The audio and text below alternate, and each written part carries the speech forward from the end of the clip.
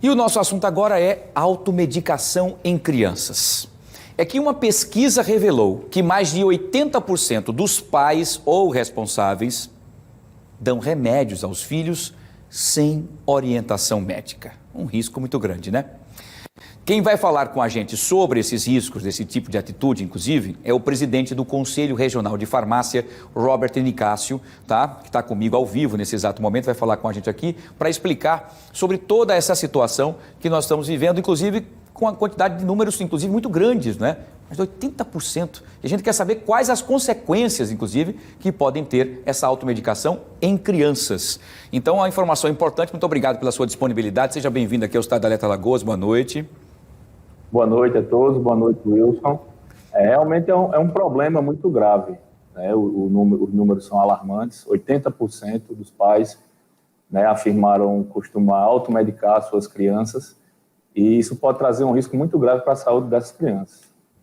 Agora, Robert, veja bem, existe alguma informação que sejam feitas ou campanhas, por exemplo, educativas, avisando, claro que todo mundo sabe isso, principalmente os adultos. As crianças, elas acabam sendo induzidas pelos pais a essa automedicação, porque a criança não tem noção nenhuma, e se o pai diz, toma isso aqui, a criança toma, vai ficar bom do dodó e tal, a criança acaba recebendo essa medicação, podendo causar problemas seríssimos, inclusive, né? O que é que está sendo feito, inclusive, em termos de campanhas de conscientização para que os papais e mamães não façam a automedicação para crianças? Veja só, Wilson, o Conselho Regional de Farmácia de Alagoas vem realizando campanhas, tá? Esse ano foi um pouco diferente por conta da pandemia, então a gente não pôde ir realmente para a rua fazer panfletagem, mas o nosso site, nossas redes sociais, nós estamos em campanha permanente em relação à automedicação. A gente trabalhou muito a questão da automedicação durante a pandemia, no Covid-19, né? Prestamos vários esclarecimentos para a sociedade em geral, e agora também com a chegada, com a proximidade do Dia da Criança, não tem sido diferente.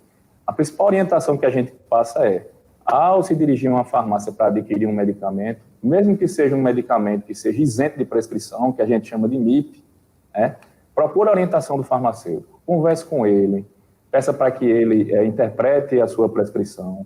Se o medicamento não foi prescrito, peça que ele faça uma avaliação sobre a indicação, sobre esse medicamento, sobre o problema de saúde que essa criança está apresentando. É muito importante essa conversa, orientação com o farmacêutico, para que não se pratique essa automedicação. Agora, Robert, quais são os casos mais comuns que acabam acontecendo, inclusive, com essa automedicação com algumas crianças?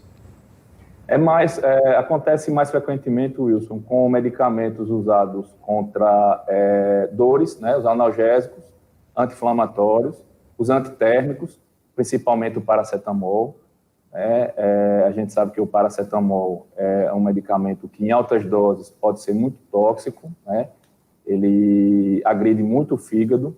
Acontece também muitas vezes dos pais automedicar as crianças que estão com um processo viral, tipo uma gripe, com medicamentos antimicrobianos, que são medicamentos que, dependendo da dose e dependendo da duração do tratamento, podem levar com que essas crianças apresentem uma resistência bacteriana. E quando realmente elas precisarem fazer uso desse medicamento, elas já estejam, digamos assim, resistentes a eles.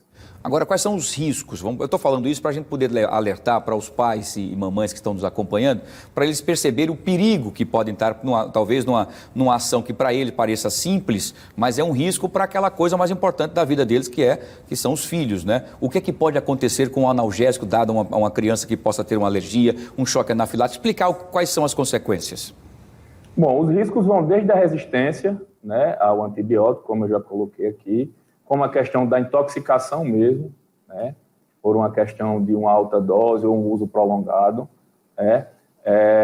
Tem também a questão de, muitas vezes, os pais automedicarem as crianças e aí estarem tratando só os sintomas, não sabem qual é a doença que aquela criança tem, e o uso dos medicamentos, a prática dessa automedicação pode mascarar esses sintomas, né?